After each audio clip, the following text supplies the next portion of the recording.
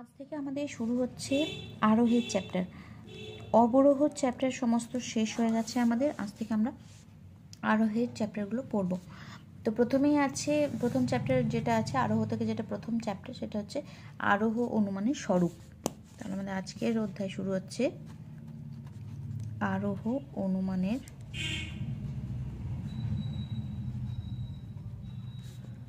স্বরূপ।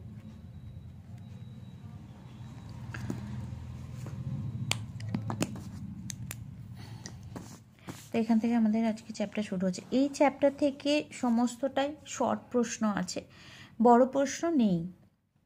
তো আমরা শর্ট প্রশ্ন খুবই বেশি নজর দিয়ে পড়বো। আমরা ছোট ছোট বিষয়গুলো এখানে একটু বুঝে নেওয়ার ব্যাপার রয়েছে। আচ্ছা, আগে আমরা পড়েছিলাম যে অনুমানকে আমরা দুই ভাগে ভাগ করেছিলাম, একটা অবরোহ একটা আরোহ। তো অবরোহের পুরো চ্যাপ্টার আমাদের পড়া হয়ে গেছে। আজ থেকে আমরা আরোহ পড়ব। তো দেখো, এই যে আমরা দুটো ভাগ করেছিলাম, অবরোহ আর আরোহ, এই ভাগ দুটো করেছিলাম সত্যতার যে দু প্রকার পড়েছিলাম আমরা। সত্যতার দুটো প্রকার পড়েছিলাম। কি কি পড়েছিলাম মনে আছে? একটা পড়েছিলাম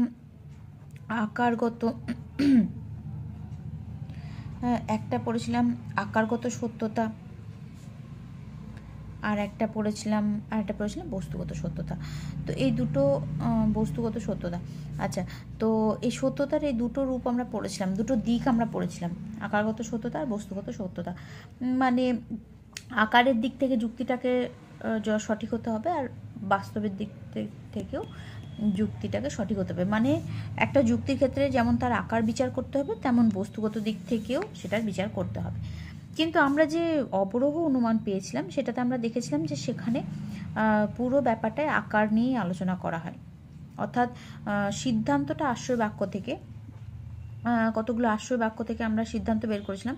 তো এটাই দেখা হচ্ছিল কি, এই যে সিদ্ধান্তটা আমরা পাচ্ছি, এই সিদ্ধান্তটা আশ্রয় বাক্য থেকে অনিবার্যভাবে নিশ্চিত হচ্ছে কিনা। মানে সিদ্ধান্ত আর আশ্রয় বাক্যের মধ্যে প্রসক্তি সম্বন্ধ আছে কিনা। হ্যাঁ, প্রসক্তি সম্বন্ধ আছে কিনা। প্রসক্তি সম্বন্ধ মানে নিশ্চিত একটা সম্বন্ধ, অর্থাৎ সিদ্ধান্তটা আশ্রয় বাক্য থেকে অনিবার্যভাবে নিশ্চিত হচ্ছে কিনা। সেটাই হচ্ছিল অবরোহ অনুমানের মূল লক্ষ্য ছিল, এটা দেখা।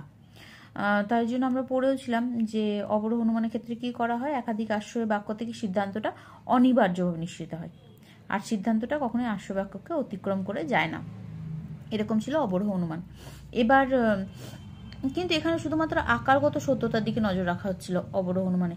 কিন্তু সত্যতার ক্ষেত্রে আকারগত সত্যতা যতটা গুরুত্বপূর্ণ, বস্তুগত সত্যতাও ততটাই গুরুত্বপূর্ণ।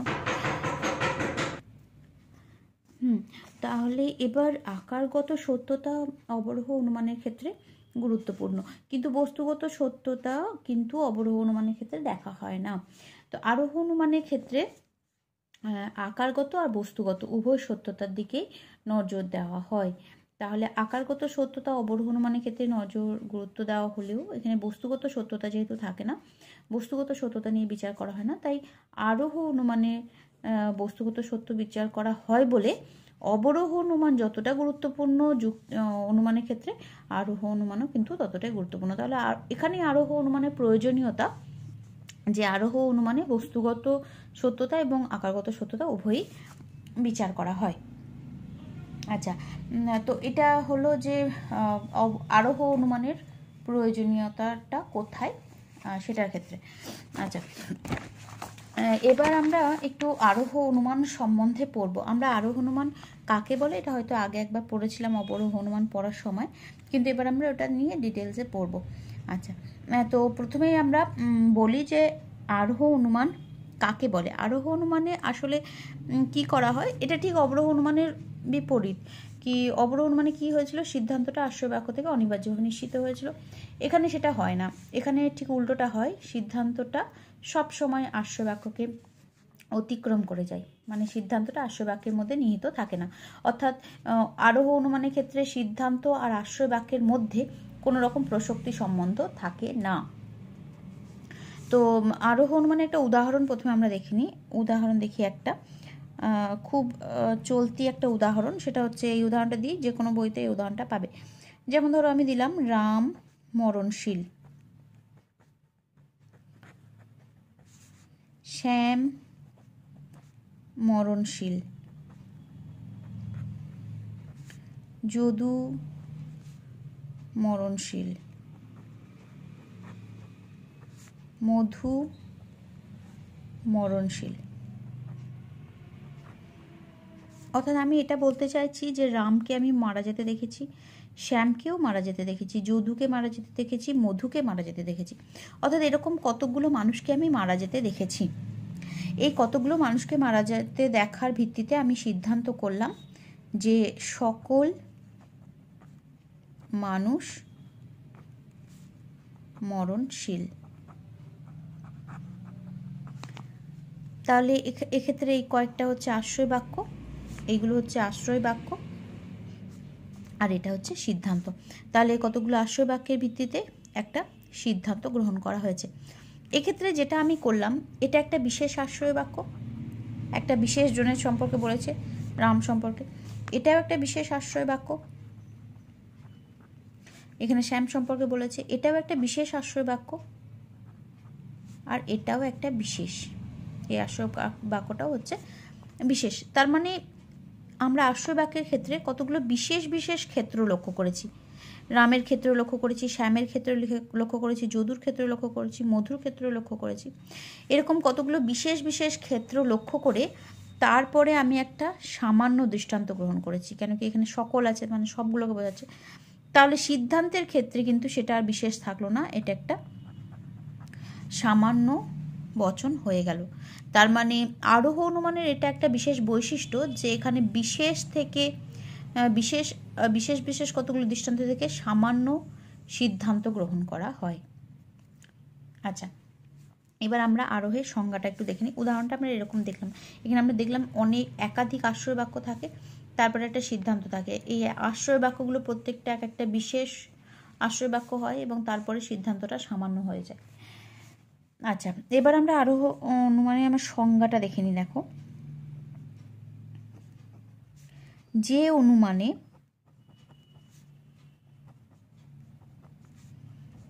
সিদ্ধান্তটি একাধিক আশ্রয় বাক্য থেকে নিশ্চিত হয়,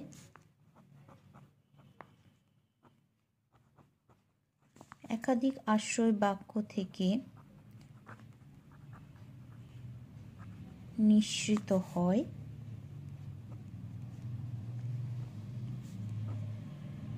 এবং সিদ্ধান্তটি সর্বদাই আশ্রয় বাক্যকে অতিক্রম করে যায়।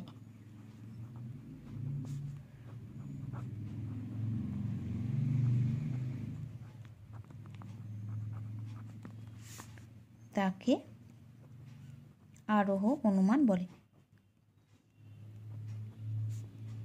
আচ্ছা, আরোহ অনুমানের এই সংজ্ঞাটা অনেকটা অবরোহ অনুমানের মতোই। অবরোহ অনুমানের ক্ষেত্রেও আমরা এরকমই এটা পড়েছিলাম যে সিদ্ধান্তটা এক বা একাধিক আশ্রয় বাক্য, ওই ক্ষেত্রে পড়েছিলাম।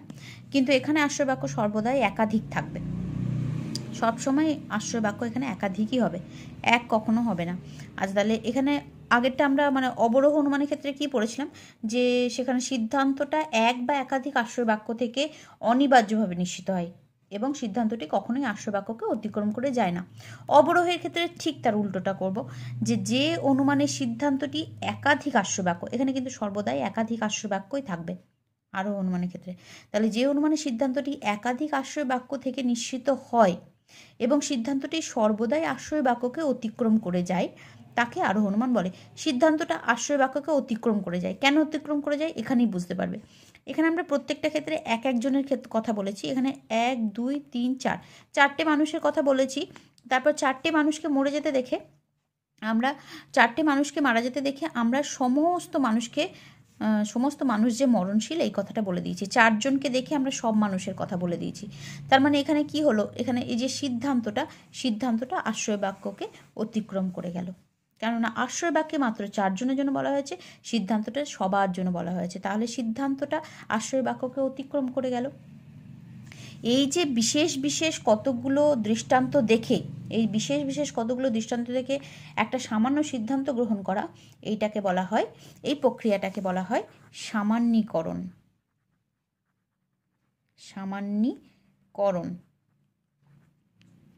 এই সামান্যীকরণটাই হচ্ছে আরোহ অনুমানের একটা প্রধান বৈশিষ্ট্য, সামান্যীকরণ। তাহলে দেখো এখানে একটা শর্ট প্রশ্ন আসতে পারে এরকম, সামান্যীকরণ কাকে বলে। তো সেই ক্ষেত্রে তোমাদেরকে লিখতে হবে, আমি এটা তার জন্য লিখেই দিই, এটা একটা শর্ট প্রশ্ন আসতে পারে, সামান্যীকরণ কাকে বলে। সেই ক্ষেত্রে বলবে যে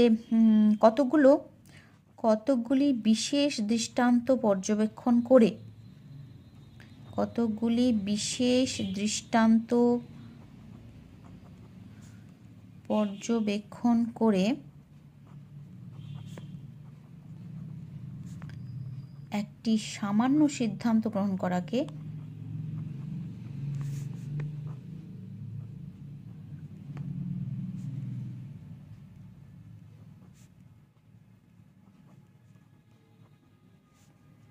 সামান্যীকরণ প্রক্রিয়া বলে।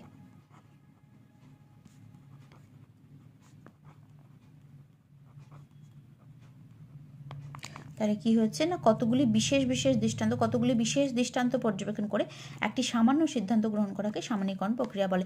যেরকম এখানে কতগুলো বিশেষ দৃষ্টান্ত পর্যবেক্ষণ করা হয়েছে এবং তারপর একটা সামান্য সিদ্ধান্ত গ্রহণ করা হয়েছে, এটাকে সামান্যীকরণ প্রক্রিয়া বলে। তো আরোহ অনুমানের একটা প্রধান বৈশিষ্ট্য হচ্ছে সামান্যীকরণ। আরোহের ক্ষেত্রে এই সামান্যীকরণটা থাকবেই। সামান্যীকরণে যদিও একটা ব্যতিক্রমও আছে, আমি সেটা বলে দেব। আচ্ছা, এবার আমরা দেখে নেব যে এই যে আরোহ অনুমানের উদাহরণটা আমরা পেলাম, তাহলে আরোহ অনুমানের বৈশিষ্ট্য কী কী পেলাম। তাহলে এখানে বৈশিষ্ট্যগুলো একটু পরপর লিখে নিই। আমরা বৈশিষ্ট্যগুলো উদাহরণ দেখেই বুঝতে পারছি বা এই সংজ্ঞাটা পড়েও বুঝতে পারছি। 1 নম্বর বৈশিষ্ট্য এটাই যে এখানে একাধিক আশ্রয় বাক্য থাকে। একাধিক আশ্রয় বাক্য থাকে। আশ্রয় বাক্য অবশ্যই একাধিক থাকবে, কখনো একটা আশ্রয় বাক্য থাকতেই পারে না আরোহ অনুমানের ক্ষেত্রে। তাহলে একাধিক আশ্রয় বাক্য থাকে। 2 নম্বর হচ্ছে এখানে আরোহ অনুমানের প্রধান বৈশিষ্ট্য হলো সামান্যীকরণ। সামান্যীকরণ কাকে বলে সেটা বলেই দিয়েছি। তাহলে এর প্রধান বৈশিষ্ট্য, আমি সেন্টেন্স করে লিখছি না, তোমরা সেন্টেন্স করে লেখো। এর প্রধান বৈশিষ্ট্য হলো সামান্যীকরণ।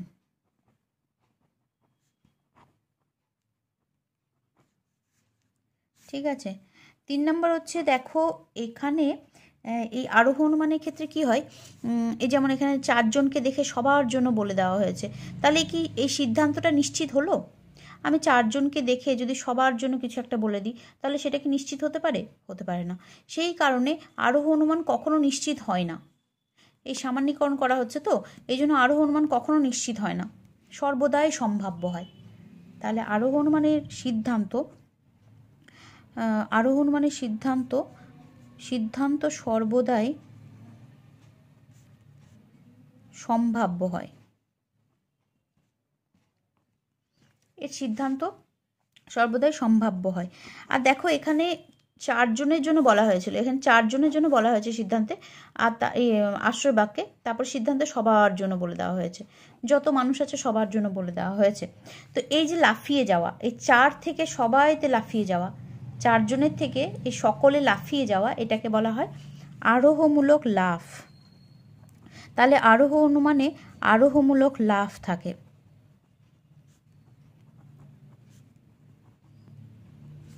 কয়েকজনকে দেখে একটা বড়সড় লাফ দিয়ে দেওয়া হয়, সকলের জন্য বলে দেওয়া হয়, তো এটাকে আরোহমূলক লাফ বলে। তো এটা আরোহমূলক লাফ থাকে। আর একটা জিনিস হলো যে আরোহ অনুমানের 2 রকম ভিত্তি আছে। তো আরোহ অনুমানের ভিত্তিটা আমি বৈশিষ্ট্যের মধ্যে লিখে দিচ্ছি। হ্যাঁ, তো এর ভিত্তি হচ্ছে 2 রকমের।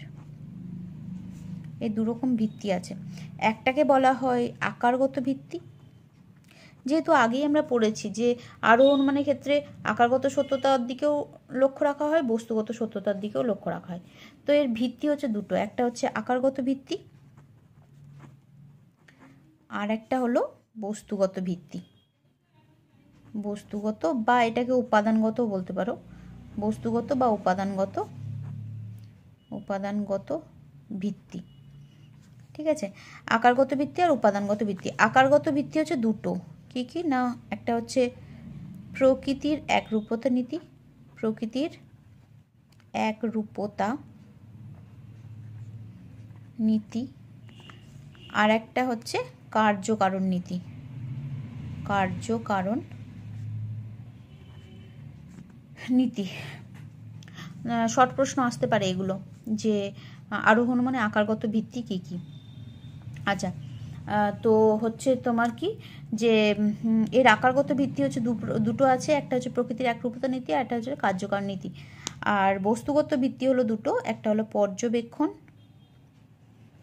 আর একটা হলো পরীক্ষণ।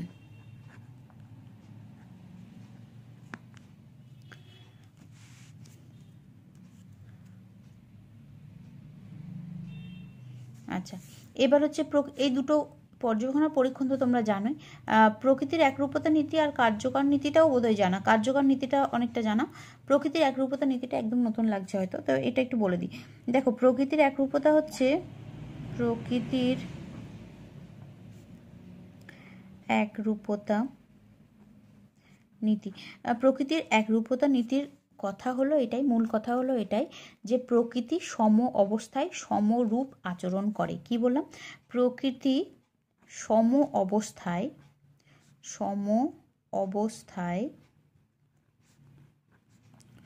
সমরূপ আচরণ করে।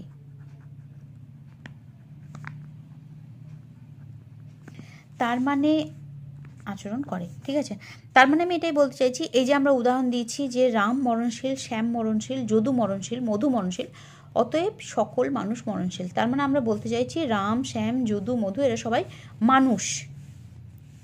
রাম, শ্যাম, যদু, মধু এরা সবাই মানুষ। এরা, এই মানুষগুলো মরণশীল, তাই জন্য সব মানুষ মরণশীল। আমি এখানে আরও অনেক নাম উচ্চারণ করিনি। বিকাশ নাম হতে পারে, আকাশ নাম হতে পারে, বিবেক নাম হতে পারে। হ্যাঁ, এই যে অন্য যে মানুষ আছে, রাম, শ্যাম, যদু, মধু ছাড়া আর যারা মানুষ আছে তারাও একইভাবে মরণশীল হবে। আমি এখানে বলতে চাইছি প্রকৃতি সম অবস্থায় সমরূপ আচরণ করে।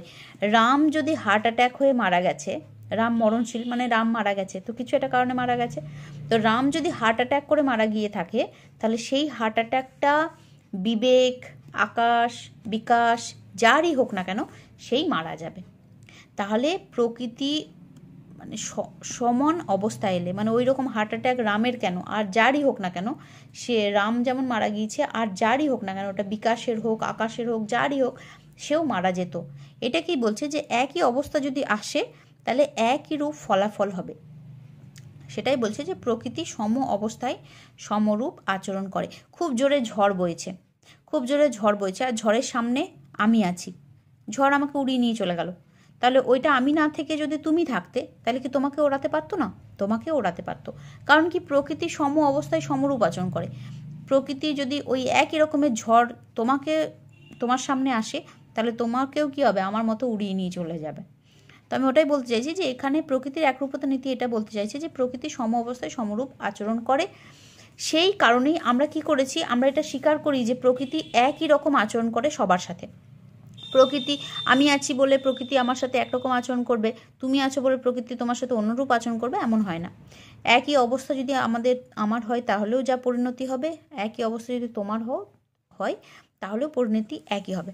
আমরা এটা স্বীকার করে নিই বলেই আমরা ধরে নিচ্ছি যে রাম, শ্যাম, যদু, মধু কেন, আরও বিবেক, আকাশ, বিকাশ যারা বললাম, বিবেক, আকাশ, বাতাস, আরও যারা মানুষ আছে, আরও যে কোনো নামের মানুষ, সেই সমস্ত মানুষ মরণশীল হবে, এটা আমরা ধরে নিচ্ছি। এই মাঝে যে আমরা আর কোনো নাম উল্লেখ করিনি, তার কারণ হচ্ছে আমরা ধরেই নিয়েছি যে এই রকম এরা যেরকম মারা গেছে, এদের সাথে প্রকৃতি যেরকম আচরণ করেছে, প্রকৃতি এদের সাথে যেরকম আচরণ করেছে, এদেরকে মেরে ফেলেছে, মানে এরা মারা গেছে, তো প্রকৃতি এদের সাথে যেরকম আচরণ করেছে অন্য মানুষগুলোর ক্ষেত্রেও প্রকৃতি সেই রকমই আচরণ করবে, এটা আমরা ধরে নিয়েছি। এখানে সব লেখা সম্ভব নয়, তাই লিখতে পারিনি, কিন্তু আমরা ধরে নিয়েছি যে আরও যারা মানুষ আছে, এই 4 জন মানুষ ছাড়াও আরও যারা মানুষ আছে, তাদেরকেও প্রকৃতি একদিন না একদিন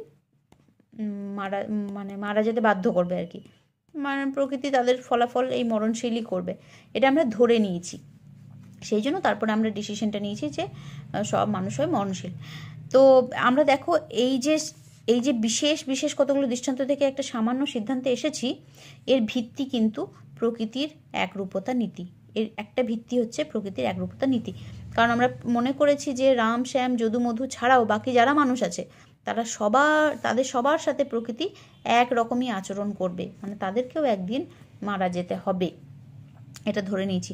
অর্থাৎ আরোহ অনুমানের ক্ষেত্রে একটা ভিত্তি হলো প্রকৃতির একরূপতা নীতি, এর ভিত্তিতেই আমরা সিদ্ধান্তটা গ্রহণ করেছি।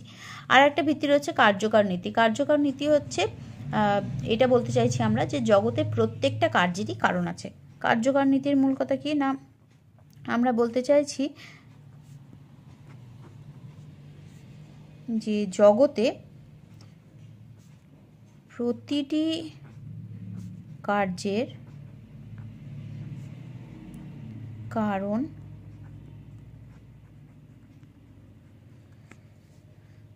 আছে। আমরা এটা বলতে চাইছি যে জগতে প্রতিটি কার্যের কারণ আছে, আর প্রতিটি কার্যের কারণ আছে বলেই আমরা এটাও এখানে এই ডিসিশনটা নিতে পেরেছি যে যদি রাম শ্যাম যদু মধু ছাড়া আরও মানুষ থাকে তাহলে তারাও মরণশীল হবে। কারণ আমরা এখানে মানুষের সাথে মরণশীলের একটা কার্যকারণ সম্পর্ক ধরে নিয়েছি। এই সিদ্ধান্তটা নেওয়ার ক্ষেত্রে আমরা মানুষের সাথে মরণশীলের যে একটা কার্যকারণ সম্পর্ক আছে, মানুষ হলেই যে তাকে মারা যেতে হবে এই একটা কার্যকারণ সম্পর্ক ধরে নিয়েছি। তো সেই ক্ষেত্রে রাম শ্যাম যদু মধু ছাড়া যদি আরও মানুষ থাকে তাহলে তারাও একদিন মারা যাবে, কারণ মানুষের সাথে মরণশীলের একটা কার্যকারণ সম্পর্ক আছে। তার মানে এই সিদ্ধান্তটা নেওয়ার ক্ষেত্রে কার্যকারণ নীতিটারও আমরা সাহায্য নিয়েছি। এটা হলো এর আকারগত ভিত্তি। তাহলে প্রকৃতির একরূপতা নীতি আর কার্যকারণ নীতিটাই এই আকারটা ঠিক করে দিচ্ছে। এই যে আকারটা বিশেষ থেকে হঠাৎ করে সামান্যে চলে আসা, এই আকারটা ঠিক করে দিচ্ছে প্রকৃতির একরূপতা নীতি আর কার্যকারণ নীতি। আর বস্তুগত মানে বাস্তব থেকে আমরা যে সমস্ত উপাদানগুলো সংগ্রহ করছি, বাস্তব জগৎ থেকে আমরা যে সমস্ত উপাদানগুলো সংগ্রহ করছি, এই যে রাম শ্যাম যদু মধু এগুলো তো পেয়েছি কোথায়? এগুলোকে বাস্তব জগতেই পেয়েছি। বাস্তব জগতে কোনো মানুষের নাম এইগুলো হয়েছে আর তাদেরকে আমরা মারা যেতে দেখেছি। তাহলে এই যে মারা যাওয়া বা কারোর নাম রাম শ্যাম যদু মধু হওয়া, এগুলো আমরা বাস্তব থেকে পেয়েছি। মানে এই উপাদানগুলো সংগ্রহ করেছি আমরা কিসের ভিত্তিতে? পর্যবেক্ষণের ভিত্তিতে আর পরীক্ষণের ভিত্তিতে। ঠিক আছে, তো এই হয়ে গেল ভিত্তি। এগুলো শর্ট প্রশ্ন আসতে পারে যে আরোহ অনুমানে আকারগত ভিত্তি কী কী আর বস্তুগত ভিত্তি কী, এরকম প্রশ্ন হতে পারে। তো এইটা হলো আমাদের আরোহ অনুমানের বৈশিষ্ট্য। এবার আমরা হচ্ছে একটু শ্রেণী বিভাগ পড়ে নিতে পারি, একটু আরোহ অনুমানের শ্রেণী বিভাগ। তো এই মোটামুটি এগুলো বৈশিষ্ট্য, আরও 2-4টে বৈশিষ্ট্য থাকতে পারে। যেমন ধরো আমি বলে দিয়েছি এখানে একাধিক আশ্রয় বাক্য থাকে। হ্যাঁ, আরেকটা বৈশিষ্ট্য হলো যে এখানে যে বচনটা আমরা সিদ্ধান্তে পেয়েছি সেটা একটা সামান্য বচন, এবং এটা শুধু সামান্য বচন নয়, এটা হলো সামান্য সংশ্লেষক বচন। আচ্ছা, সামান্য বচন কাকে বলে না? সামান্য বচন হলো যেখানে কোনো শ্রেণীর সমস্ত ব্যক্তি বা বস্তুর কথা বলা হয়। তো এখানে সমস্ত ব্যক্তি বা বস্তুর কথা বলা হয়েছে, সেই জন্য এটা সামান্য। সংশ্লেষক বচন কি হয়? যেখানে বিধেয়টা উদ্দেশ্যের মধ্যে নিহিত থাকে না, যেখানে বিধেয়টা উদ্দেশ্যের মধ্যে নিহিত থাকে না তাকে বলা হয় সংশ্লেষক বচন। অর্থাৎ যে বচন নতুন তথ্য দেয়, যেখানে বিধেয়টা উদ্দেশ্যের মধ্যে নিহিত থাকে না। তো মানুষের সংজ্ঞাতে কখনোই সে মরণশীল এটা বলা থাকে না। অর্থাৎ মরণশীল হওয়াটা মানুষের কোনো সংজ্ঞা নয়, মানুষের সংজ্ঞা নয়। মানুষের সংজ্ঞা কি? মানুষের সংজ্ঞা হচ্ছে বুদ্ধিজীবী, ওটা মানুষের সংজ্ঞা ছিল। মরণশীল হওয়াটা কোনোভাবেই মানুষের মধ্যে নিহিত নেই। তার মানে এখানে নতুন তথ্য দিচ্ছে, আমরা নতুন একটা তথ্য জানতে পারছি যে মানুষ হলেই মরণশীল হবে। তো এটা একটা সংশ্লেষক বচন। তাহলে এটাও প্রশ্ন হতে পারে যে আরোহ অনুমানের সিদ্ধান্তটি কী বচন হয়? আরোহ অনুমানের সিদ্ধান্তটা একটা সামান্য সংশ্লেষক বচন হয়। তো আমি এখানে বৈশিষ্ট্যটা লিখতে পারি যে সিদ্ধান্ত সামান্য সংশ্লেষক বচন হয়। সামান্য সংশ্লেষক বচন হয়। আচ্ছা, এক্ষেত্রে একটা ব্যতিক্রম আছে। একটা আরোহ অনুমান আছে যার সিদ্ধান্ত সামান্য সংশ্লেষক বচন হয় না। একটা ব্যতিক্রম আছে। একটা ব্যতিক্রমটা হচ্ছে উপমা যুক্তি। এই যুক্তিটার ক্ষেত্রে এটা একটা আরোহ অনুমান, অথচ এর সিদ্ধান্তটা সামান্য সংশ্লেষক বচন হয় না। তো যাই হোক, এটা একটা ব্যতিক্রম। আদারওয়াইজ আরোহ অনুমানে সিদ্ধান্ত সামান্য সংশ্লেষক বচন হয়। বেশ, এবার আমরা আরোহের একটা শ্রেণীবিভাগ পড়ে নিই। আরোহের শ্রেণীবিভাগ।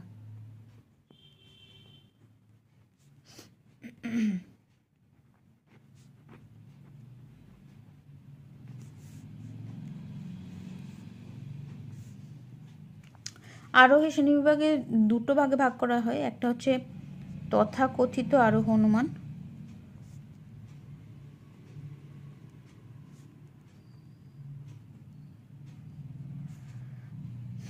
আর একটা হচ্ছে প্রকৃত আরোহ অনুমান।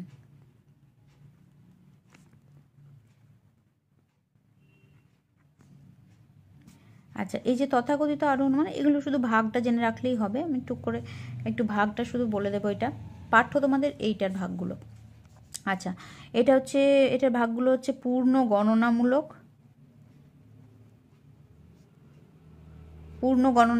আরোহ অনুমান। আচ্ছা, আর হচ্ছে যুক্তি সাদৃশ্যমূলক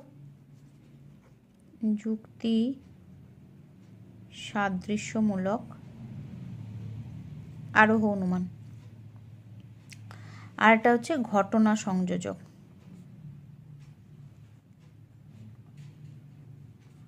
আরোহ অনুমান। আচ্ছা, এই তিনটে আরোহ অনুমানই হচ্ছে তথাকথিত আরোহ অনুমান। এইগুলোর কি বৈশিষ্ট্য না, এই পূর্ণ গণনামূলক আরোহ অনুমান বা যুক্তি সাদৃশ্যমূলক আরোহ অনুমান বা ঘটনা সংযোজক আরোহ অনুমান, এই সমস্ত আরোহ অনুমানগুলো আরোহ অনুমানের মতো দেখতে, কিন্তু আরোহ অনুমানের বৈশিষ্ট্যগুলো তার মধ্যে থাকে না। তাহলে যে সমস্ত আরোহ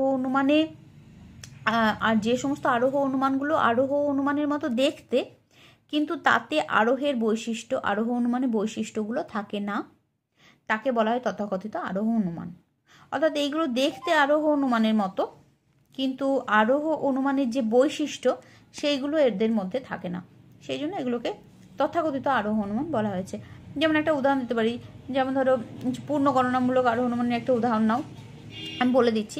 ধরো একটা ক্লাসে 5 জন স্টুডেন্ট আছে। সাপোজ একটা ক্লাসে 5 জন স্টুডেন্ট আছে। তো আমি বললাম কি, প্রথম স্টুডেন্ট বুদ্ধিমান, দ্বিতীয় স্টুডেন্ট বুদ্ধিমান, তৃতীয় স্টুডেন্ট বুদ্ধিমান, চতুর্থ স্টুডেন্ট বুদ্ধিমান, পঞ্চম স্টুডেন্ট বুদ্ধিমান। অতএব ক্লাসের সকল স্টুডেন্ট বুদ্ধিমান। তো এখানে কি করলাম, আমি প্রথম স্টুডেন্টটাকে বুদ্ধিমান বলছি, দ্বিতীয় স্টুডেন্টটাকে বুদ্ধিমান বলছি, তৃতীয় স্টুডেন্টটাকে বুদ্ধিমান বলছি, চতুর্থ স্টুডেন্টটাকে বুদ্ধিমান বলছি, আর পঞ্চম স্টুডেন্টটাকেও বুদ্ধিমান বলছি। ক্লাসে আছে মাত্র এই 5 জন স্টুডেন্ট, ক্লাসে মোট 5 জন স্টুডেন্ট আছে, এবং অতএব আমি কি করলাম, অতএব ক্লাসের সব স্টুডেন্ট বুদ্ধিমান,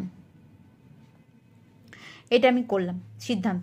তো এখানে দেখো, আমার ক্লাসে আছে মাত্র 5 জন স্টুডেন্ট, আর প্রত্যেকটাকে আমি দেখেছি, 1 নম্বরকে দেখেছি, 2 নম্বরকে দেখেছি, 3 নম্বর, 4 নম্বর, 5 নম্বর, প্রত্যেকজনকে পরীক্ষা করে দেখেছি আমি বুদ্ধিমানেরা। অতএব ক্লাসের সব স্টুডেন্ট বুদ্ধিমান। তাহলে এখানে কি লাফ আছে? মানে এখানে যেরকম একটা লাফ ছিল, মাত্র 4 জনকে দেখে সবাই সম্পর্কে ডিসিশন নিয়েছি, এখানে আমি প্রত্যেককে দেখেছি আর ঠিক ততজন সম্পর্কেই সিদ্ধান্ত নিয়েছি, কেননা 5 জনের বেশি আর স্টুডেন্টই তো নেই ক্লাসে। তাহলে ক্লাসের সব স্টুডেন্ট বলতে আমি এই 5 জনকেই বোঝাচ্ছি। তাহলে 5 জনকেই আমি পরীক্ষা করেছি আর 5 জনের সম্পর্কেই বলেছি। তাহলে এখানে কি আরোহমূলক লাভটা আছে? নেই। তো এইগুলো হচ্ছে তথাকথিত আরোহ অনুমান, এইরকম, যেখানে প্রত্যেকজনকে দেখা হবে আবার সবার জন্য ডিসিশন নেওয়া হবে। কিন্তু আছে তো ওই যতগুলো আছে ততজনকে দেখেই ততজনের সম্পর্কে ডিসিশন নেওয়া হচ্ছে, তো এখানে লাভটা নেই, আরোহমূলক লাভ নেই।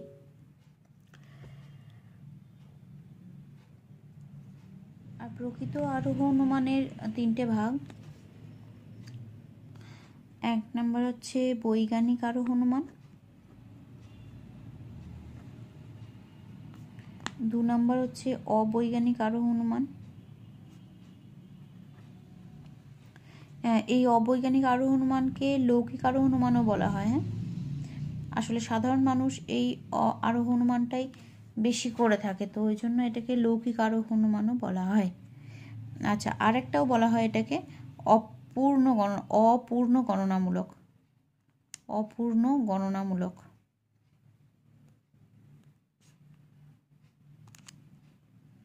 তো এটাকে অবৈজ্ঞানিক আরোহ অনুমানও বলতে পারি, বা লৌকিক আরোহ অনুমানও বলতে পারি, বা অপূর্ণ গণনামূলক আরোহ অনুমানও বলতে পারি।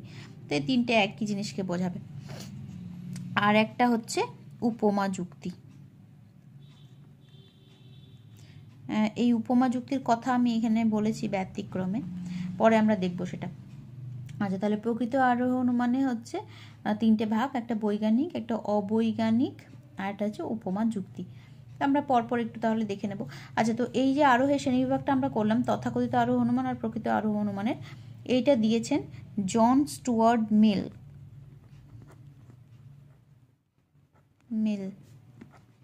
জন স্টুয়ার্ট মিল দিয়েছেন এই শ্রেণীবিভাগটা করেছেন। আচ্ছা, তাহলে আমরা এবার বৈজ্ঞানিক আরোহ অনুমান করব। দেখো বৈজ্ঞানিক আরোহ অনুমান কি না, বৈজ্ঞানিক আরোহ অনুমান।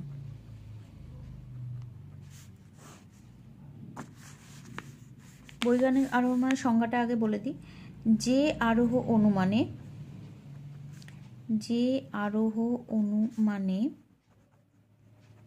একাধিক দৃষ্টান্ত, আগেই বলেছি যে আরোহ অনুমানে সর্বদাই একাধিক দৃষ্টান্ত থেকে সিদ্ধান্ত গ্রহণ হবে। তাহলে যে আরোহ অনুমানে একাধিক দৃষ্টান্ত পর্যবেক্ষণ ও পরীক্ষণের মাধ্যমে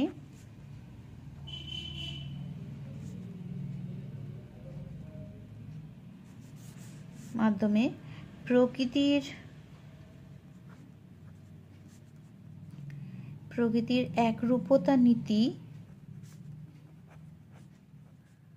ও কার্যকারণ নীতির উপর বিশ্বাস রেখে সিদ্ধান্তে একটি সামান্য সংশ্লেষক বচন প্রতিষ্ঠা করা হয়।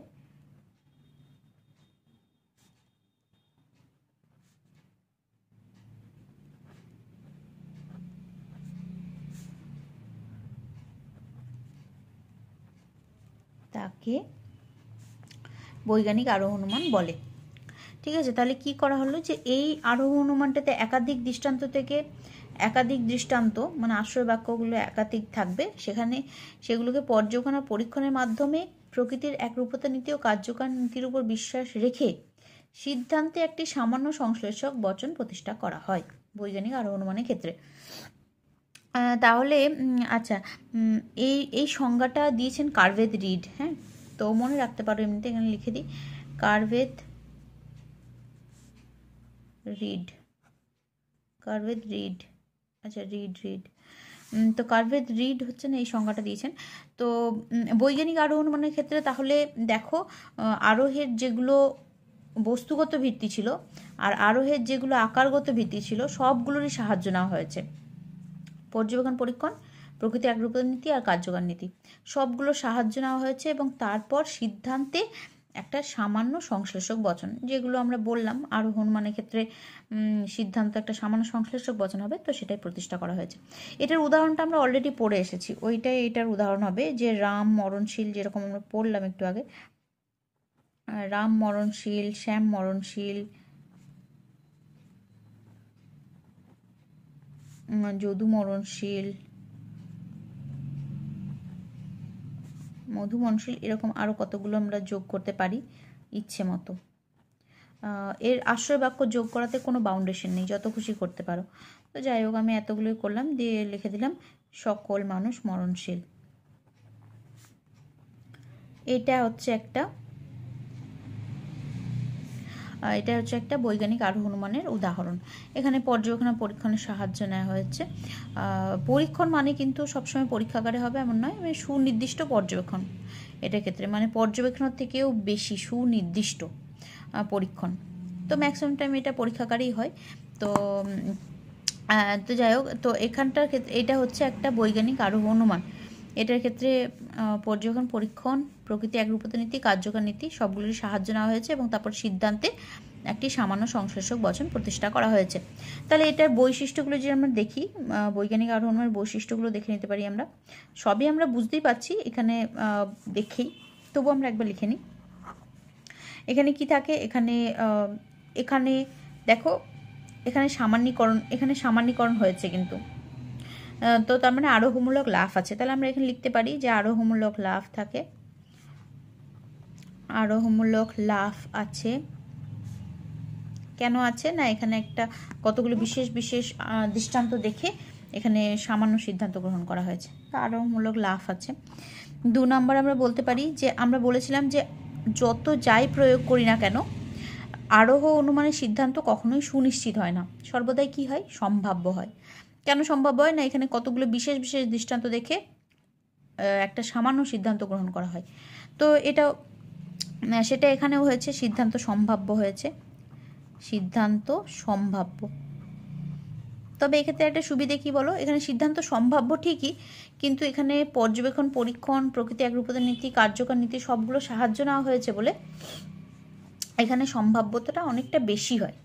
হ্যাঁ, নিশ্চিত হওয়া প্রায় নিশ্চিত হয়, নিশ্চিত বলা যায় না, তবে প্রায় নিশ্চিত হয়, মানে সম্ভাব্যতাটা অনেকটা বেশি হয়। আচ্ছা, যাই হোক, তারপরে 3 নম্বরে আমরা এটা বলতে পারি যে এখানে পর্যবেক্ষণ আর পরীক্ষণের সাহায্য নেওয়া হয়, পর্যবেক্ষণ ও পরীক্ষণের সাহায্য নেওয়া হয়।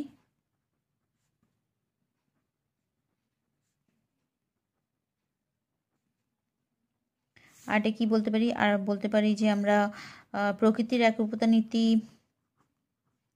প্রকৃতির একরূপতা নীতি ও কার্যকারণ নীতি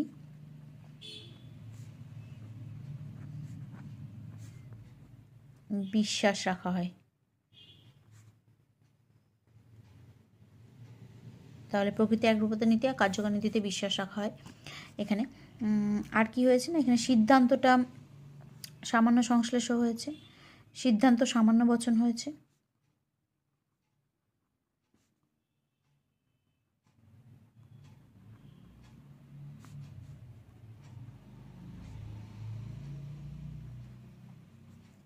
আচ্ছা, এরকম করে কতগুলো বৈশিষ্ট্য আমরা এখানে দিতে পারি। এবার হচ্ছে অবৈজ্ঞানিক আরোহ অনুমান। অবৈজ্ঞানিক বা এটাকে বলতে পারি লৌকিক,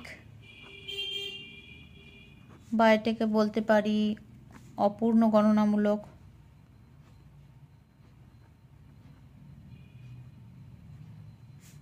আরোহ অনুমান।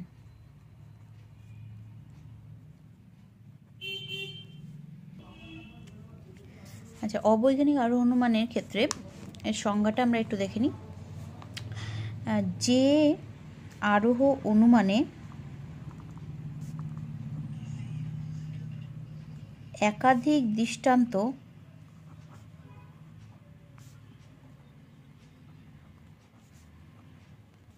পর্যবেক্ষণ করে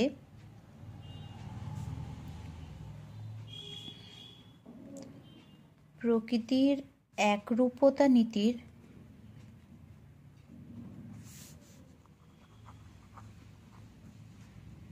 উপর বিশ্বাস রেখে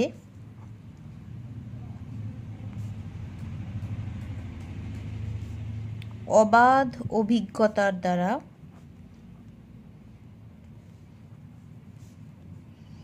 অবাধ অভিজ্ঞতার সাহায্যে সিদ্ধান্তে একটি সামান্য সংশ্লেষক বচন প্রতিষ্ঠা করা হয় তাকে অবৈজ্ঞানিক আরোহ অনুমান বলে। তাহলে দেখো এখানে কি বলছে, যে আরোহ অনুমানে একাধিক দৃষ্টান্ত পর্যবেক্ষণ করে। একটা জিনিস লক্ষ্য করে দেখো, বৈজ্ঞানিক আরোহ অনুমানের ক্ষেত্রে পর্যবেক্ষণ এবং পরীক্ষণ দুটোকে ব্যবহার করেছিলাম, কিন্তু অবৈজ্ঞানিক আরোহ অনুমানের ক্ষেত্রে পরীক্ষণের কোনো ব্যবহার নেই, শুধুমাত্র পর্যবেক্ষণের দ্বারা।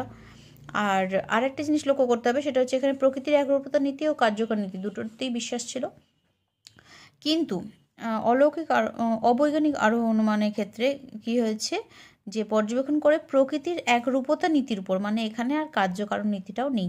তার মানে বৈজ্ঞানিক আরোহ অনুমানে যেখানে পরীক্ষণ আর কার্যকারণ নীতির সাহায্য নেওয়া হয়েছিল, এখানে সেই দুটো মানে পরীক্ষণ এবং কার্যকর নীতি এই দুটো সাহায্য নেওয়া হচ্ছে না। এখানে সাহায্য নেওয়া হচ্ছে পর্যবেক্ষণের এবং প্রকৃতির একরূপতা নীতির উপর বিশ্বাস রাখা হচ্ছে। যেটা এখানে ইম্পর্টেন্ট সেটা হচ্ছে অবাধ অভিজ্ঞতা। এখানে অবাধ অভিজ্ঞতার সাহায্যে সিদ্ধান্ত গ্রহণ করা হয়। সিদ্ধান্তটা কিন্তু সামান্য সংশ্লেষক বচনই হয়, বৈজ্ঞানিক আরোহ অনুমানের মতোই। ঠিক আছে, তাহলে দেখো দুটোর সংজ্ঞা প্রায় একই, শুধু এখানে যেটা হচ্ছে যে বৈজ্ঞানিক আরোহ অনুমানের ক্ষেত্রে পরীক্ষণ আর কার্যকারণ এই দুটো ব্যবহার করেছিলাম, এখানে সেই দুটো ব্যবহার করব না, কেবলমাত্র পর্যবেক্ষণ আর প্রকৃতির একরূপতা নীতি এই দুটো ব্যবহার করব। এবং এখানে সবচেয়ে যেটা ইম্পর্টেন্ট সেটা হচ্ছে অবাধ অভিজ্ঞতা। এখানে নামটা এখানে লৌকিক আরোহ অনুমান এই কারণেই হয়েছে, কেন কি এখানে অবাধ অভিজ্ঞতার সাহায্যে সিদ্ধান্ত গ্রহণ করা হয়, যেটা কিনা সাধারণ মানুষের জন্য খুব সহজ। তো এখানে অবাধ অভিজ্ঞতার সাহায্যে সিদ্ধান্ত গ্রহণ করা হয় অলৌকিক অবৈজ্ঞানিক আরোহ অনুমানের ক্ষেত্রে, লৌকিক আরোহ অনুমানের ক্ষেত্রে কিন্তু সিদ্ধান্তটা একই হয়েছে। সিদ্ধান্তটা বৈজ্ঞানিক আরোহ অনুমানের ক্ষেত্রে যেমন সামান্য সংশ্লেষ হয়, আর অবৈজ্ঞানিক আরোহ অনুমানের ক্ষেত্রেও সামান্য সংশ্লেষক বচনই হয়েছে।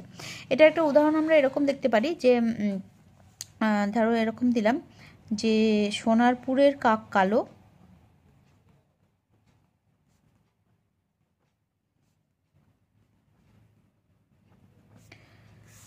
সোনারপুরের কাক কালো, রাজপুরের কাক কালো,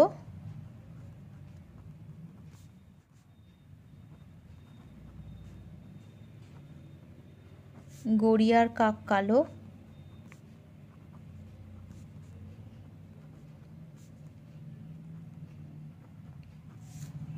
অতএব সকল কাক হয় কালো, সকল কাক হয় কালো। এই ধরনের উদাহরণে যেখানে কার্যকারণের কোনো সম্পর্ক নেই, কাকের সাথে কালো হওয়ার কোনো কার্যকারণ সম্পর্ক নেই, কাকের সংজ্ঞার মধ্যে কোথাও কালো নিহিত নেই, অর্থাৎ কাক আর কালোর মধ্যে কোনো রকম কার্যকারণ সম্বন্ধ নেই। এই সম্পূর্ণটা যেটা আমি এখানে সিদ্ধান্ত নিয়েছি, যেখানে যুক্তিটা গঠন করেছি, এই সম্পূর্ণটা হচ্ছে অবাধ অভিজ্ঞতার সাহায্যে গ্রহণ করেছি। সোনারপুরে কাক আমি কালো দেখেছি, রাজপুরেও কাক কালো দেখেছি, গড়িয়াতেও কাক কালো দেখেছি, তার ভিত্তিতে আমি বলে দিয়েছি সকল কাক হয় কালো। তাহলে এখানে যেটা আমি সাহায্য নিয়েছি সেটা হচ্ছে অবাধ অভিজ্ঞতার সাহায্য নিয়েছি, সেই জন্য এই উদাহরণটা হচ্ছে অবৈজ্ঞানিক আরোহ অনুমান। তো এইটার ক্ষেত্রে হচ্ছে বৈশিষ্ট্যগুলো আমরা লিখে নিতে পারি। এখানে বৈশিষ্ট্যগুলো হচ্ছে কি কি বৈশিষ্ট্য, দেখো এগুলো সবই তোমরা সংজ্ঞাতেই পেয়ে গেছো, আমি পরপর বলে দিচ্ছি, লিখে নাও। সেটা হচ্ছে এখানে একাধিক দৃষ্টান্ত পর্যবেক্ষণ করা হয়, অর্থাৎ এখানে আরোহমূলক লাভ থাকে।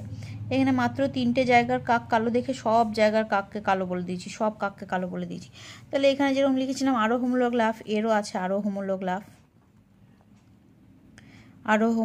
লাভ আছে।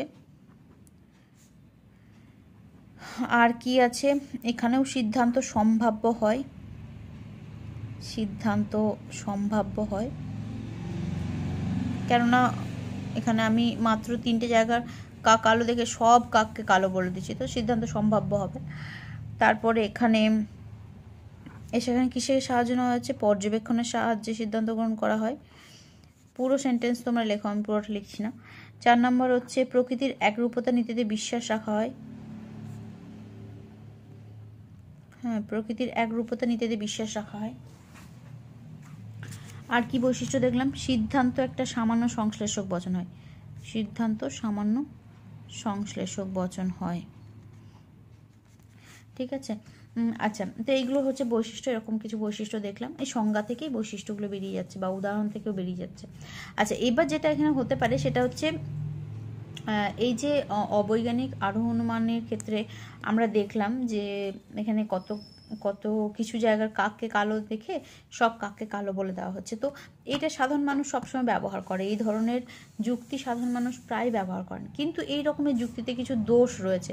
আর দোষটা কি, দোষটা হলো এই সিদ্ধান্ত সম্ভাব্য হয়, শুধু সম্ভাব্য হয় তাই নয়, এটা ভীষণভাবে সম্ভাব্য হয়, মানে এর সুনিশ্চিত হওয়ার সম্ভাবনা অনেক কম থাকে। এই ধরনের যুক্তির মানে সুনিশ্চিত হওয়ার সম্ভাবনা, যেমন এটা দেখো বৈজ্ঞানিক আরোহ অনুমানের ক্ষেত্রেও সিদ্ধান্ত সম্ভাব্য হয়েছিল, কিন্তু এটা নিশ্চিত হওয়ার সম্ভাবনা অনেকটা বেশি ছিল, কিন্তু এটার ক্ষেত্রে নিশ্চিত হওয়ার সম্ভাবনা খুব কম থাকে। তো এটা এই যুক্তির একটা দোষ। তো এই জন্য যুক্তিবিজ্ঞানী বেকন এই যুক্তিটাকে, মানে এই অবৈজ্ঞানিক যুক্তিকে শিশু সুলভ যুক্তি বলেছেন, শিশু সুলভ অনুমান বলেছেন। তো এটা একটা শর্ট প্রশ্ন আসতে পারে, তাই জন্য আমি বললাম ওটা লিখে নাও একটু, যে এটা লিখে নাও যে এটা হচ্ছে যুক্তিবিজ্ঞানী বেকন,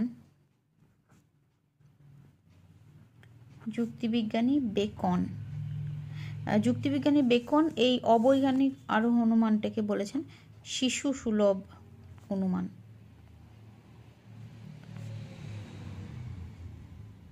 মানে এখানে র্যান্ডম একটা সিদ্ধান্ত গ্রহণ করে নেওয়া হয়, সেই জন্য এটার সম্ভাব্যতা খুব লো, খুব কম, এটা সুনিশ্চিত হওয়ার সম্ভাবনা খুব কম থাকে। তো এটার দোষ, যেটা সুনিশ্চিত হয় না। তো এটাকে হচ্ছে যুক্তিবিজ্ঞানী বেকন শিশু সুলভ অনুমান বলেছেন। আচ্ছা, এটার ক্ষেত্রে একটা জিনিস তোমরা নিজেরাই করতে পারবে, সেটা হচ্ছে এই ক্ষেত্রে পড়তে পারে, শর্ট প্রশ্নের মধ্যেই পড়তে পারে হয়তো, যে বৈজ্ঞানিক আরোহ অনুমান আর অবৈজ্ঞানিক আরোহ অনুমানের পার্থক্য লেখো। বৈজ্ঞানিক আরোহ অনুমান এবং অবৈজ্ঞানিক আরোহ অনুমানের পার্থক্য লেখো। তো যদি এরকম পার্থক্য বলে বৈজ্ঞানিক আর অবৈজ্ঞানিক আরোহণ, মানে সাদৃশ্য বা পার্থক্য দুটোই আসতে পারে, কিন্তু সাদৃশ্য তো বুঝতেই পারছো, এইগুলো যা লিখেছি সব সাদৃশ্যের মধ্যেই পড়ছে। পার্থক্যটা হচ্ছে পার্থক্য এরকম হতে পারে, যেমন বৈজ্ঞানিক আরোহ অনুমানে কি হয়, যে সিদ্ধান্তের সম্ভাব্যতা অনেক বেশি হয়, সিদ্ধান্তের সম্ভাব্যতা বেশি, এইখানে কম হয়, সিদ্ধান্তের সম্ভাব্যতা কম হয়। তারপরে এখানে হচ্ছে তোমার সদর্থক আর নঙর্থক উভয় দৃষ্টান্তই দেখা হয়, সদর্থক ও নঙর্থক দৃষ্টান্ত পর্যবেক্ষণ করা হয়। আর এখানে হচ্ছে শুধুমাত্র সদর্থক দৃষ্টান্ত পর্যবেক্ষণ করা হয় অবৈজ্ঞানিক আরোহ অনুমানের ক্ষেত্রে।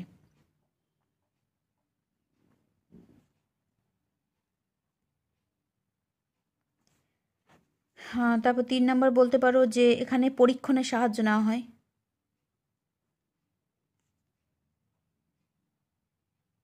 পরীক্ষণের সাহায্য নেওয়া হয়, পরীক্ষণের সাহায্য নেওয়া হয় না।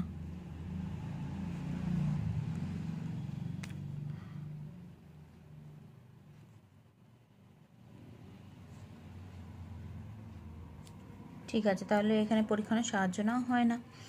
আর আরেকটা এখানে বলতে পারো যে কার্যকারণ নীতি কাজে আসে, কার্যকারণ নীতি কাজে আসে, মানে এখানে কার্যকর নীতিতে বিশ্বাস রাখা হয়, আসে, কার্যকর নীতি কাজে আসে। আচ্ছা, আর এখানে কার্যকর নীতির সাহায্য নেওয়া হয় না, নীতিতে বিশ্বাস করা হয় না। এই ধরনের কিছু উদাহরণ দিতে পারো। আর একটা হচ্ছে যে এই ধরনের কিছু পার্থক্য লিখতে পারো, আর একটা হচ্ছে উদাহরণের পার্থক্য লিখতে পারো। এটার উদাহরণ হচ্ছে এরকম, আর এটা উদাহরণ এরকম, এখানে একটা উদাহরণের পার্থক্য লিখতে পারো। যাই হোক, হ্যাঁ, তো এই গেল বৈজ্ঞানিক অবৈজ্ঞানিক আরোহ অনুমানের মধ্যে পার্থক্য। এবার যেটা হচ্ছে সেটা হচ্ছে অবৈজ্ঞানিক আরোহ অনুমানে যে এরকম একটা দোষ রয়েছে, যেখানে দেখলাম আমরা সম্ভাব্যতা খুব কম হচ্ছে, এইটাকে কি করে, সম্ভাব্যতাটাকে কি করে বাড়ানো যায়, অর্থাৎ অবৈজ্ঞানিক আরোহ অনুমানের সম্ভাব্যতার বৃদ্ধি। অবৈজ্ঞানিক আরোহ অনুমানের ক্ষেত্রে আমরা যে সম্ভাব্যতা দেখলাম, খুব মানে সম্ভাব্যতার পরিমাণ খুব কম থাকে, তো সেটাই কি করে সম্ভাব্যতার পরিমাণ বাড়ানো যাবে কি করে, তাহলে অবৈজ্ঞানিক আরোহ অনুমানের মূল্যায়নের মানদণ্ড, অর্থাৎ কি করে এটাকে সম্ভাব্যতাটাকে বাড়া যাবে। একটা হচ্ছে এরকম হতে পারে কি, দৃষ্টান্ত, যে দৃষ্টান্তগুলো দেওয়া হচ্ছে, যেমন আমরা এখানে দৃষ্টান্ত দিয়েছি না, যে দৃষ্টান্ত দিয়েছি সোনারপুরের কাক কালো, রাজপুরের কাক কালো, গড়িয়ার কাক কালো। এখানে যদি 3টে মাত্র দৃষ্টান্ত না দিয়ে আরও দৃষ্টান্তের সংখ্যা বাড়াই, তাহলে সম্ভাব্যতাটা কিছুটা হলেও বাড়বে। মাত্র 3 জনকে দেখে সব কাকের জন্য বলছি, সেটা যদি আমরা 30টা জায়গার কাককে দেখে বলি, যে সবাই কালো, তাহলে সেক্ষেত্রে সম্ভাব্যতাটা হয়তো অনেকটা বাড়তে পারে। তো সেই ক্ষেত্রে দৃষ্টান্তের সংখ্যা বৃদ্ধি করলে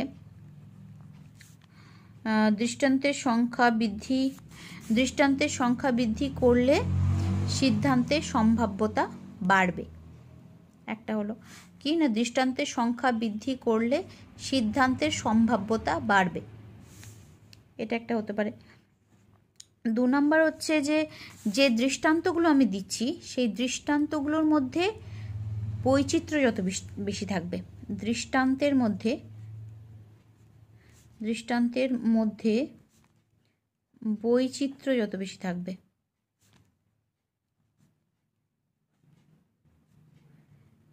তাহলে যে দৃষ্টান্তগুলো আমি দিচ্ছি সেই দৃষ্টান্তগুলোর মধ্যে বৈচিত্র্য যত বেশি থাকবে সিদ্ধান্তের সম্ভাব্যতা তত বাড়বে।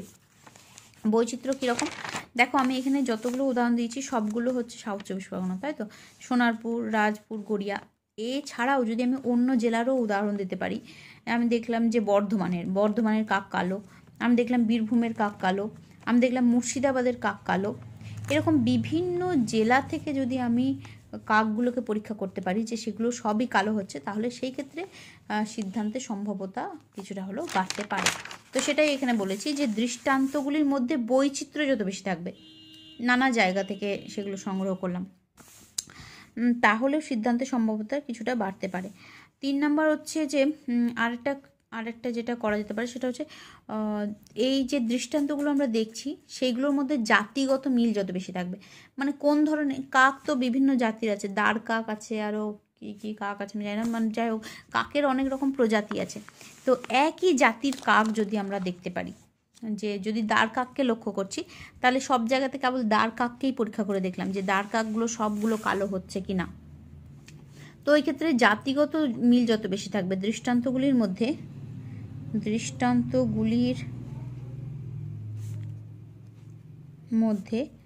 জাতিগত মিল যত বেশি থাকবে,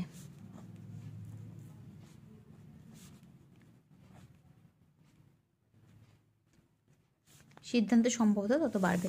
এগুলো মোটামুটি কতকগুলো উপায় বলছি যে লৌকিক আরোহ অনুমানকে আরও কী করে বিশ্বাসযোগ্য করে তোলা যায়। আরেকটা হতে পারে সেটা হচ্ছে নঙর্থক দৃষ্টান্ত পর্যবেক্ষণ করলে। আমরা লৌকিক আরোহ অনুমানের ক্ষেত্রে কেবলমাত্র সদর্থক দৃষ্টান্ত পর্যবেক্ষণ করছিলাম, সেই জায়গায় যদি আমরা নঙর্থক দৃষ্টান্তও পর্যবেক্ষণ করি তাহলে সেই ক্ষেত্রেও হচ্ছে সিদ্ধান্তের সম্ভাব্যতাটা বাড়তে পারে। তো এরকম কিছু উপায়। আচ্ছা, এবার আমরা চলে যাব তোমার হচ্ছে উপমা যুক্তিতে।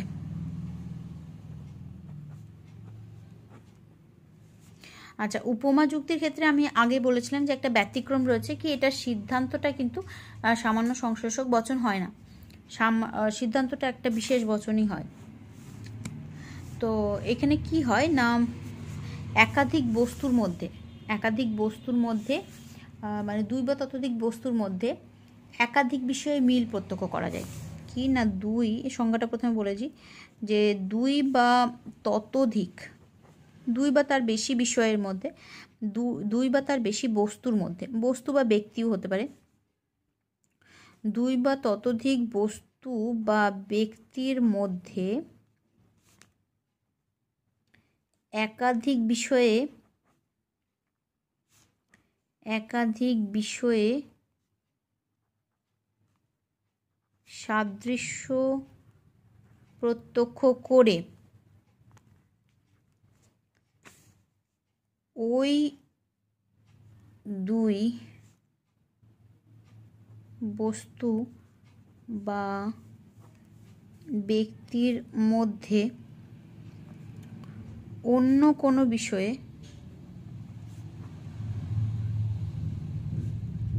সাদৃশ্য অনুমান করাকে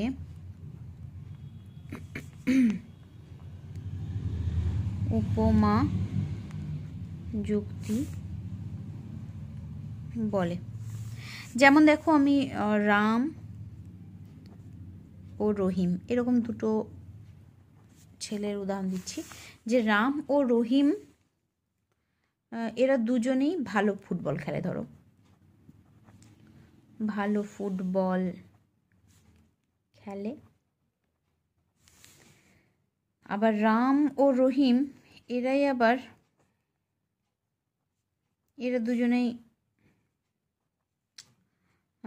এরা দুজনেই ধরো খুব শান্ত স্বভাবের।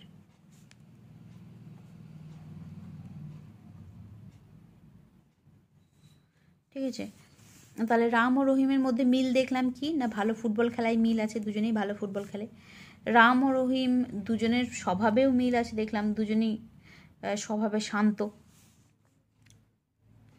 রাম ও রহিম এরা দুজনেই দেখলাম খুব সাহসী। তাহলে এই রাম ও রহিমের মধ্যে আমি বেশ কতগুলো বিষয়ে মিল দেখলাম। আমি এখানে কী বলেছি, দুই বা ততোধিক ব্যক্তি বা বস্তুর মধ্যে একাধিক বিষয়ে সাদৃশ্য প্রত্যক্ষ করব। তাহলে রাম ও রহিম এই দুজনের মধ্যে আমি একাধিক বিষয়ে সাদৃশ্য প্রত্যক্ষ করলাম, একাধিক বিষয়ে মিল প্রত্যক্ষ করলাম। কি না, দুজনেই ভালো ফুটবল খেলে, দুজনেই স্বভাবে শান্ত, দুজনেই সাহসী। তারপর কি করলাম, ওই দুই ব্যক্তি বা বস্তুর মধ্যে কী করলাম, অন্য কোনো বিষয়ে সাদৃশ্য অনুমান করলাম।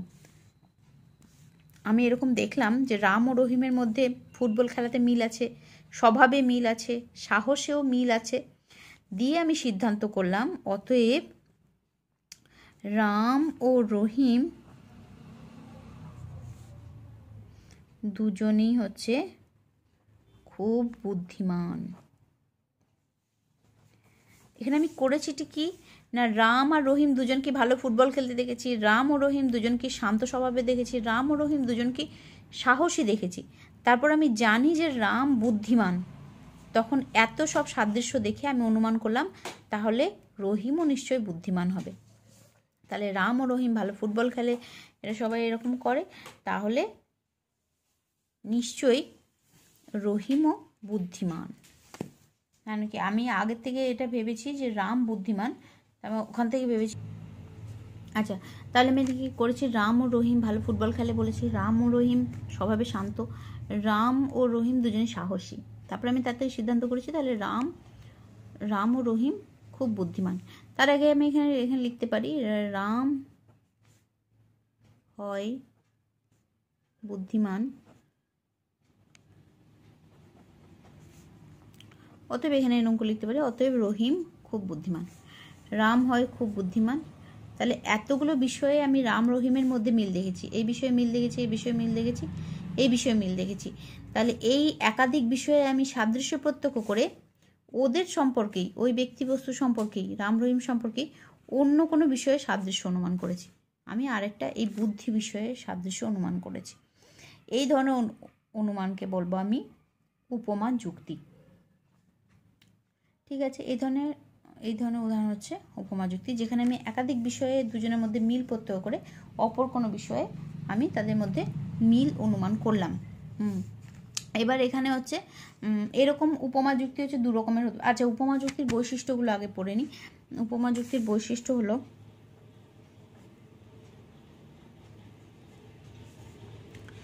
উপমা যুক্তির ভিত্তি হচ্ছে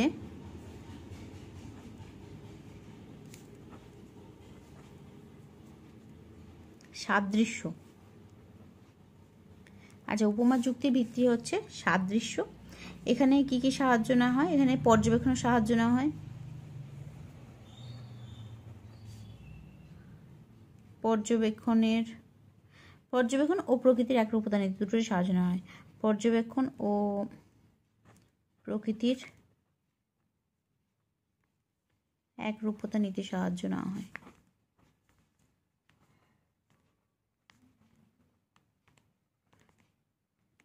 অবৈজ্ঞানিক আরোহ অনুমানের মতো, অবৈজ্ঞানিক আরোহ অনুমানে যেমন পর্যবেক্ষণ আর প্রকৃতির একরূপতা নীতি সাহায্য না হয়, এখানেও সেরকম। আচ্ছা, তারপরে এখানে কি করা হয় আরও, এখানে হচ্ছে যে সিদ্ধান্তটা, একটা জিনিস দেখো, এখানে সিদ্ধান্তটা কিন্তু কোনো সামান্য সংশ্লেষক বচন হয়নি। সিদ্ধান্তটা কি বচন হয়েছে, সিদ্ধান্তটা একটা বিশেষ বচন হয়েছে, সিদ্ধান্তটা একটা বিশেষ বচনই হয়েছে। কিন্তু তার মানে এখানে বিশেষ থেকে বিশেষে আসছে। আমি বিশেষ, আশ্রয় বাক্যও বিশেষ ছিল, আশ্রয় বাক্য যেরকম বিশেষ ছিল সিদ্ধান্ত সেরকম বিশেষ হয়েছে। তাহলে এটা একটা বিশেষ, আমি বলবো যে সিদ্ধান্তটা বিশেষ বচন হয়, সিদ্ধান্ত বিশেষ বচন হয়।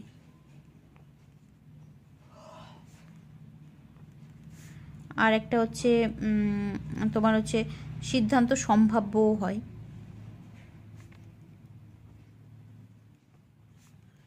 সিদ্ধান্তটা অবশ্যই সম্ভাব্য, কারণ কি একাধিক বিষয়ে আমি মিল দেখেছি, কিন্তু রাম একাধিক বিষয়ে মিল আছে বলে এই বিষয়টাতেও মিল থাকবে তার তো কোনো কথা নেই। তো আমি এখানে সম্ভাব্য এটা নিশ্চিত করে বলতে পারছি না যে রাম বুদ্ধিমান, এতগুলো বিষয়ে মিল আছে বলে রাম বুদ্ধিমান হলে রহিমও বুদ্ধিমানই হবে, এইটা সম্পূর্ণভাবে নিশ্চিতভাবে বলা যাচ্ছে না। তো সেই কারণে সিদ্ধান্ত সম্ভাব্যই হবে। তো এরকম কতগুলো বৈশিষ্ট্য। হ্যাঁ ঠিক আছে, এবার হচ্ছে যে তোমার হ্যাঁ আরেকটা হ্যাঁ হচ্ছে আরোহমূলক লাভটাও কিন্তু এখানে থাকে।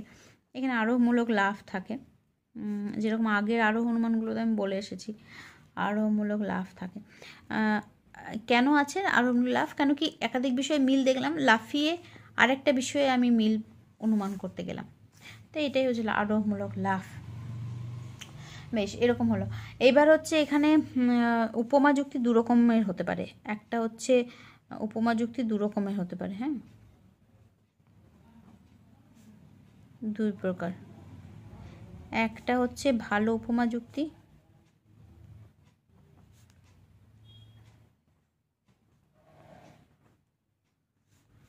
আর হচ্ছে মন্দ উপমা যুক্তি।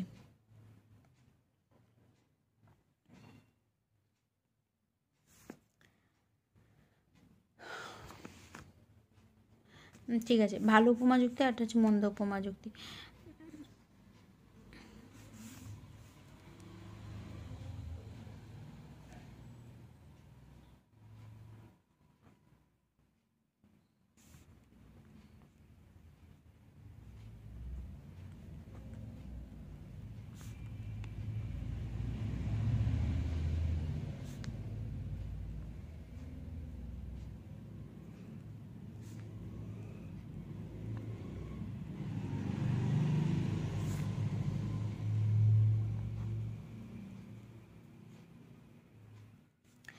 যে উপমা যুক্তিতে অনুমিত ধর্ম সম্পর্কে হেতু ধর্ম প্রাসঙ্গিক হয়।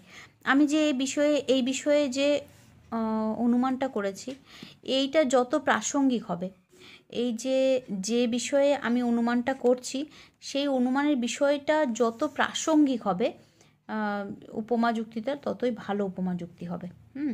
আর যদি উল্টোটা হয় যে উপমা যুক্তিতে অনুমিত ধর্ম সম্পর্কে হেতু ধর্ম প্রাসঙ্গিক না হয়, যাদের সম্পর্কে আমি অনুমান করছি তাদের সম্পর্কে যে অনুমানটা আমি করছি সেটা যদি প্রাসঙ্গিক না হয়, এখানে সাদৃশ্যটা প্রাসঙ্গিক হওয়া খুব ইম্পর্টেন্ট। তো যদি অনুমিত ধর্ম সম্পর্কে হেতু ধর্মটা প্রাসঙ্গিক না হয় তাহলে সেটা মন্দ উপমা যুক্তি হয়ে যাবে। তো ভালো উপমা যুক্তির ক্ষেত্রে কি হয় যে অনুমিত ধর্ম সম্পর্কে হেতু ধর্মটা প্রাসঙ্গিক হয়, অনুমিত ধর্ম সম্পর্কে হেতু ধর্মটা এখানে প্রাসঙ্গিক হয়। যেরকম আমি একটা উদাহরণ দিয়ে দেখাচ্ছি, দেখো যেমন হচ্ছে তোমার আমি এরকম দিচ্ছি যে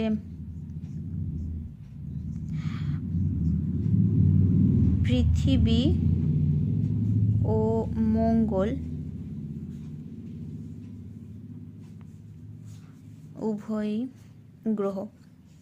আচ্ছা, তো এক্ষেত্রে তুমি হচ্ছে অনেকগুলোই এরকম উদাহরণ পেয়ে যাবে, তবে ভালো উপমা যুক্তির ক্ষেত্রে এই উদাহরণটা বেশ ভালোভাবে মনে হচ্ছে। তো এটাই আমি দিচ্ছি যে পৃথিবী আর মঙ্গল উভয় গ্রহ,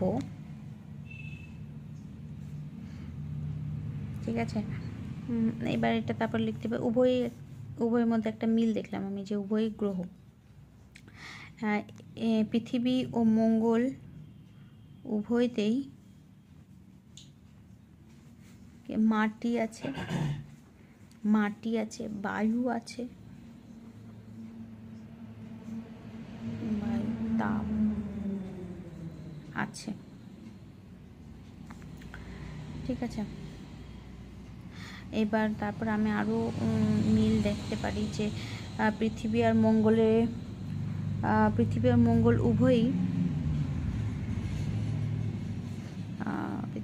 উভয়ই সূর্যের চারদিকে ঘোরে, এরকম একটা মিল দেখতে পারি, সূর্যের চারদিকে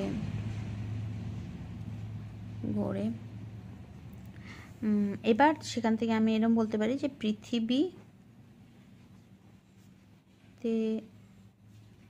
প্রাণের অস্তিত্ব আছে, অতএব মঙ্গলেও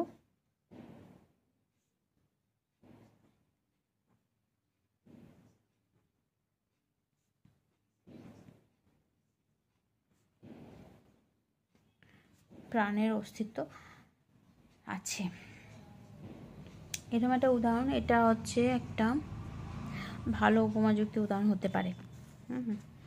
আর যেখানে আমি পৃথিবী আর মঙ্গল দুটোই গ্রহ বলেছি, তো পৃথিবী আর মঙ্গল দুটোতেই হচ্ছে মাটি বায়ু তাপ আছে, এটা সূর্যের চারদিকেও ঘোরে, তাহলে পৃথিবীতে প্রাণের অস্তিত্ব আছে, তো মঙ্গলেও প্রাণের অস্তিত্ব আছে। এরকম একটা বলতে পারি ভালো উপমা যুক্তি উদাহরণ। একটা মন্দ উপমা যুক্তি দেখো, মন্দ উপমা যুক্তি। আচ্ছা, এই উদাহরণটা প্রায়ই পাওয়া যায়। উদাহরণটা অন্য উদাহরণও, বই থেকে যদি অন্য উদাহরণ থাকে তাহলে অন্য উদাহরণও তোমরা দেখে নিতে পারো। আচ্ছা, মন্দ উপমা যুক্তি হচ্ছে, মন্দ উপমা যুক্তির একটা উদাহরণ। আচ্ছা, তার আগে এটা বলি যে এটা ঠিক বিপরীত হবে, যে উপমা যুক্তিতে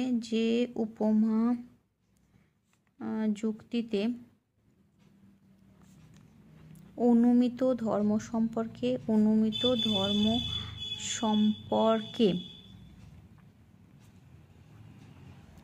হেতু ধর্ম প্রাসঙ্গিক নয়, তাকে মন্দ উপমা যুক্তি বলে। এবার এর একটা উদাহরণ দিই, দেখো। কুকুর ও চেয়ে উভয়ের 4 পা আছে, এরকম দেখলাম। কুকুর কামড়াতে পারে, অতএব চেয়েরও কামড়াতে পারে। এখানে চেয়ার আর কুকুরের মধ্যে 4 পা থাকার একটা সাদৃশ্য পেয়েছে, সেটার ভিত্তিতে কুকুর কামড়াতে পারে, তাই জন্য চেয়ারেও কামড়াতে পারে, এরকম একটা ভুল উপমা করা হয়েছে এখানে। তো এই উপমাটা যেহেতু ভুল উপমা করা হয়েছে, তাই এটা একটা মন্দ উপমা যুক্তি। এরকম করে উপমা যুক্তির দুটো ভাগ, ভালো উপমা যুক্তি, মন্দ উপমা যুক্তি। এবার যেটা এখানে আসতে পারে সেটা হচ্ছে উপমা যুক্তি আর অবৈজ্ঞানিক আরোহ অনুমানের মধ্যে সাদৃশ্য বৈসাদৃশ্য আসতে পারে। তো যদি হচ্ছে আসে এরকম উপমা যুক্তি, আর একটা হচ্ছে অবৈজ্ঞানিক আরোহ অনুমান।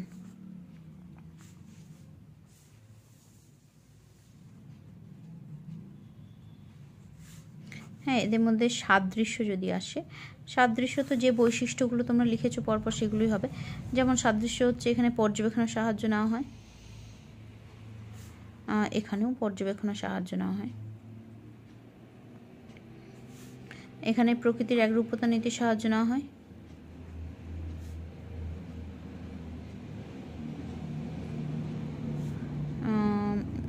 এখানেও প্রকৃতির একরূপতা নীতির সাহায্য নেওয়া হয়।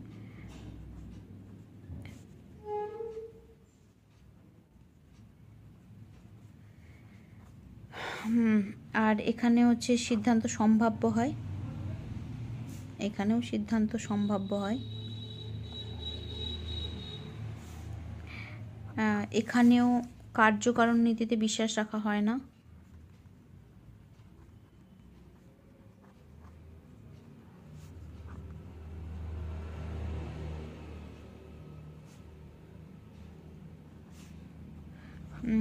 এখানেও কার্যকারণ নীতিতে বিশ্বাস রাখা হয় না।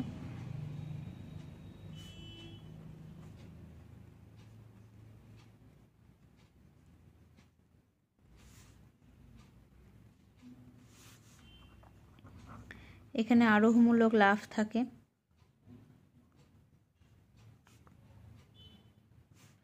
এখানেও আরোহমূলক লাভ থাকে।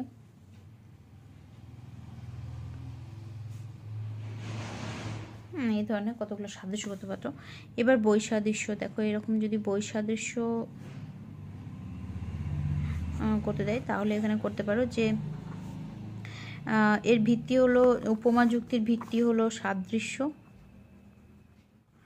আর অবৈজ্ঞানিক আরোহ অনুমানের ভিত্তি হচ্ছে অবাধ অভিজ্ঞতা।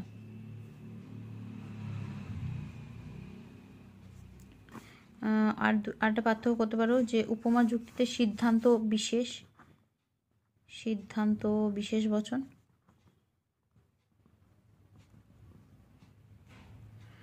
আর অবৈজ্ঞানিক আরোহ অনুমানের ক্ষেত্রে সিদ্ধান্ত সামান্য বচন হয়।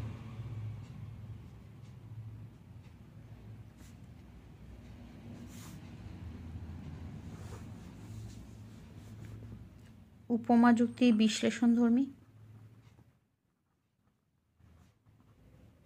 মানে এখানে বিশ্লেষণের মাধ্যমে সিদ্ধান্ত গ্রহণ করা হয়, বিভিন্ন সাদৃশ্যগুলোকে বিশ্লেষণের মাধ্যমে।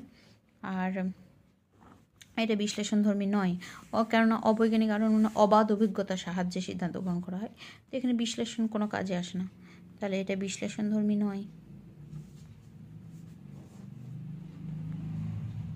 এই ধরনের কিছু পার্থক্য